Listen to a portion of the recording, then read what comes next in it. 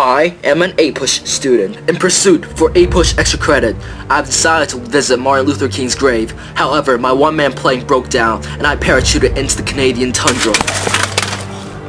Now I have to reach my destination by foot. That was a bit of a rough landing. Luckily, I've been able to meet a native. His name is Andy. He knows nothing about the civil rights movement, so I must teach him. Unfortunately, I know nothing about surviving in the tundra, so he must teach me. In post-World War II America, many things changed. Some of these changes were driven by social turmoil or politics, but some of these many influential and important changes were driven by legislation. The most important piece of legislation in post-World War II America was the Civil Rights Act of 1964. It ended a vile practice that existed since the beginnings of American history and provided equality to African Americans. Even though Brown versus the Board of Education made segregated facilities illegal, the ruling was not adequately enforced until the passage of this law. Additionally, it completely upended a region's party alignment that had been established for over a century. The effects of the Civil Rights Act of 1964 are still felt today. I got thirsty. Thankfully, there's snow. How you doing? What the Where'd you get the... Oh, well, out here in the tundra, you can find these water bottles basically everywhere. You just gotta know where to look. You have to savor the taste of water. Cheers. Cheers.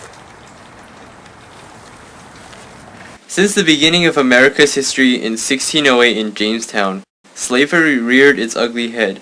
The question of slavery was not resolved during the American Revolution or the Constitution. As Thomas Jefferson said, "We have the wolf by the ears, and we can neither hold him nor safely let him go. Justice is in one scale and self-preservation in the other." Slavery was on the decline in the 1850s until Eli Whitney invented the cotton gin, which greatly expedited cotton seed removal. Because of this development, slaves were in great demand to harvest the cotton. After a series of failed compromises, the Civil War erupted and ended the question of slavery for good, but racial discrimination still existed in the South, fueled by Jim Crow laws and Supreme Court rulings like Plessy versus Ferguson, which permitted separate but equal facilities. The Ku Klux Klan terrorized African Americans as well. African Americans were lynched and prevented from voting with poll taxes, literary tests, and grandfather clauses, even though the 15th Amendment guaranteed them the right to vote.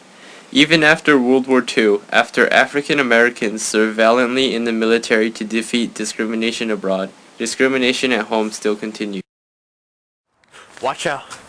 What is that? I'm familiar with this creature. Careful. This creature used to come out back at home in Oklahoma when the air conditioner broke, or when Mama was trying to conserve electricity. It has a perfect white camouflage for its prey.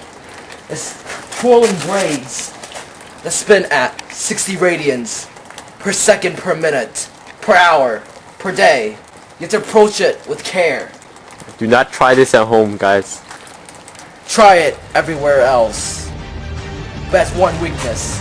You can sneak in from the back and kill it in one shot. It's dead. And it dies slowly. Now that the creature's dead, it's time to harvest your nutrients. Yeah, look at that. Look at that. This will feed me for days. Bear, do you know what that is? That's like a stomach or something? I have no idea.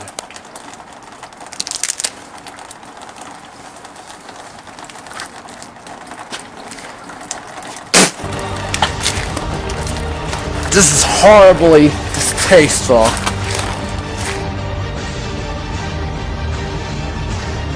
In the tundra, you can tell the exact time of day with the snow.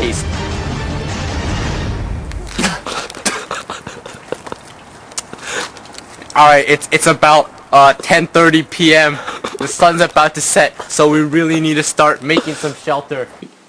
The beginnings of the modern civil rights movement trace to the Supreme Court decision in Brown versus the Board of Education, in which separate but equal facilities were deemed unconstitutional. However, the enforcing of this rule was left to the individual states, and many southern states chose to ignore the decision. Discrimination still occurred, such as the racially motivated murder of Emmett Till and discrimination on Montgomery bus lines. In this climate, several civil rights organizations and leaders such as Martin Luther King Jr., SCLC, SNCC, and CORE emerged and staged numerous protests, including the Greensboro sit-ins, freedom rides, and various protests and rallies. African Americans were still treated very poorly. James Meredith needed federal agents to help him attend the University of Mississippi. King was arrested and jailed, and child protesters had dogs and fire hoses used on them by Birmingham's law enforcement. Many of these injustices were broadcasted on television, needing many Americans, including President John F. Kennedy, to call for reform. After Kennedy's assassination, President Johnson and Congress passed the Civil Rights Act of 1964, which ended discrimination and segregation in public facilities and public hiring practices.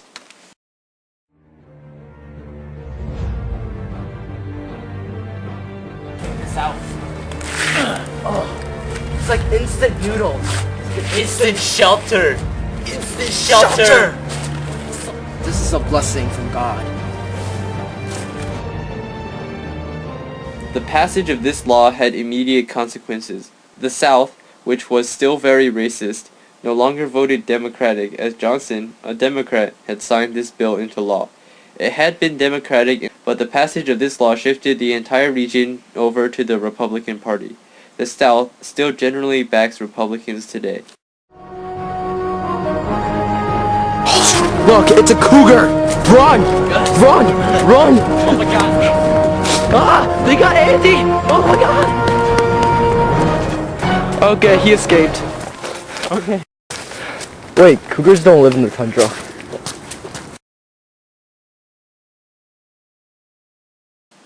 Moreover, the Civil Rights Act of 1964 accomplished what numerous other laws, Supreme Court rulings, and constitutional amendments could not. It ended legal discrimination. New opportunities were open for African Americans, and many black Americans rose to prominence. After successfully arguing in the Supreme Court during Brown versus the Board of Education, Thurgood Marshall was appointed to the Supreme Court. Colin Powell, after serving the military in Vietnam, worked his way through the ranks and became a general, the chairman of the Joint Chiefs of Staff, the National Security Advisor, and later the Secretary of State. Condoleezza Rice was born in Birmingham, Alabama, perhaps the most segregated city in America, and later went to the University of Denver and became the Secretary of State after Colin Powell. Finally, Barack Obama was born in Hawaii and later went to Columbia and Harvard, became a U.S. Senator, and in 2008 became the first black president of the United States. The accomplishments of many modern African Americans were made possible by the Civil Rights Act of 1964.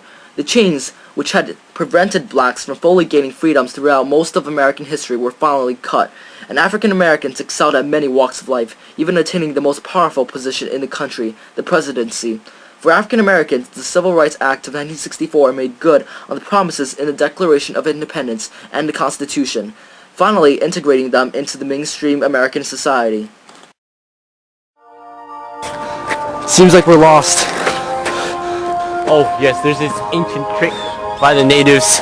They just use the stars to navigate. And right now we can only see one star over there, so we should go that way. The America that we know today was greatly shaped by the Civil Rights Act of 1964.